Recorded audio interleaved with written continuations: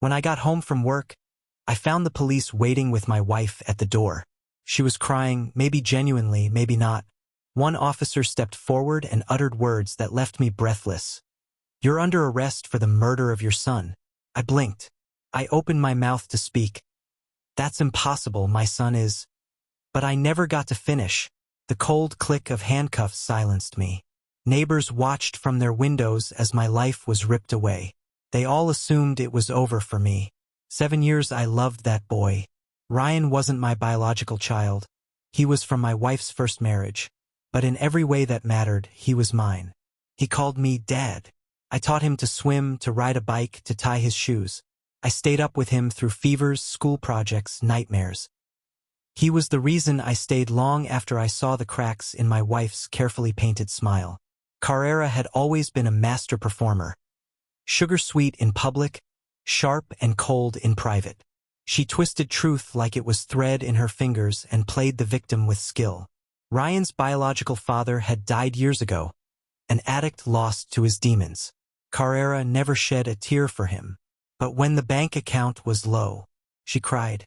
When I questioned missing money, she cried. When Ryan came home looking frightened, and I gently asked why, she cried.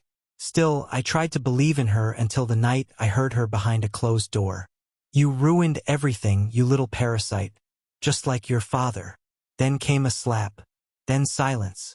I should have barged in. I didn't. 2 days later, Ryan was gone. A missing child report was filed.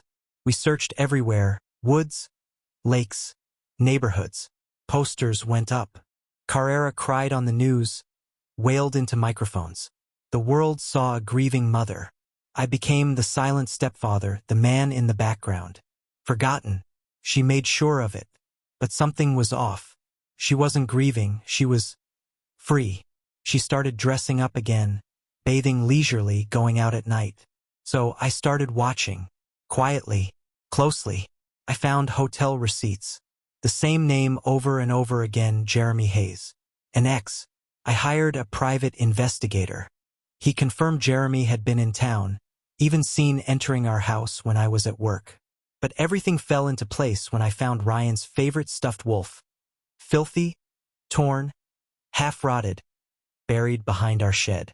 6 inches down. I didn't cry, didn't scream. I just stood there, numb. That was the moment love died, and something colder, sharper, stepped into its place. I spent the next year preparing, laying down foundation, brick by quiet brick. Legal bricks. I hired a new investigator and recorded Carrera's secret late-night meetings. I accessed old synced cloud backups and recovered deleted messages. One message from her to Jeremy stood out. "We can't do this until he's gone. He's a liability." Jeremy had replied, "He won't be a problem soon. Trust me." No names. But the implication was unmistakable. I gave everything covertly to a retired detective I trusted. In return, he gave me direction. Where the trails had gone cold, where to start digging. I played the part of the grieving, broken man. I asked no more questions. Let her believe I had given up. Let her feel safe. Then, on the 1-year anniversary of Ryan's disappearance, I went to the police. I handed over the box, the texts, the voice recordings, the money trails. But here's the twist. Ryan wasn't dead. Not really. That night, after she pushed him down the stairs and thought she'd killed him, she didn't call an ambulance. She called Jeremy. But I had gotten home first. Ryan was barely breathing. I didn't call her. Didn't call the police. I called the only person I trusted. My sister, a nurse, who lived 2 states away. We disappeared with him. New name. New school, new life. She thought she'd buried him under a lie. I let her believe that. I let the police believe it too. Just enough to turn their eyes toward me. The day after they arrested me, I asked for one visitor. She came in smiling, dressed like she was heading to brunch. I leaned in, as if defeated, and whispered, "You should have been more careful with your texts."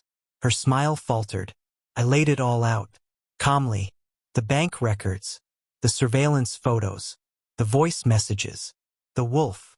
She hissed, "You can't prove anything." I smiled. "I already have. And Ryan, He's alive. That was the killing blow. Her face went pale. Her lips parted, but no sound came. You buried an empty grave, Carrera. And now the world knows. The charges against me were dropped that night. The story hit every headline. Stepmother frames husband for son's murder. Boy found alive. She's in prison now. So is Jeremy. They both tried to pin the blame on the other. Didn't matter. Ryan, now legally my son, is safe. Happy. Healing. He doesn't know the whole truth. Not yet. But one day I'll tell him. I'll tell him how his mother tried to erase him. And how I destroyed her. Not with violence, not with hatred. With silence. And proof.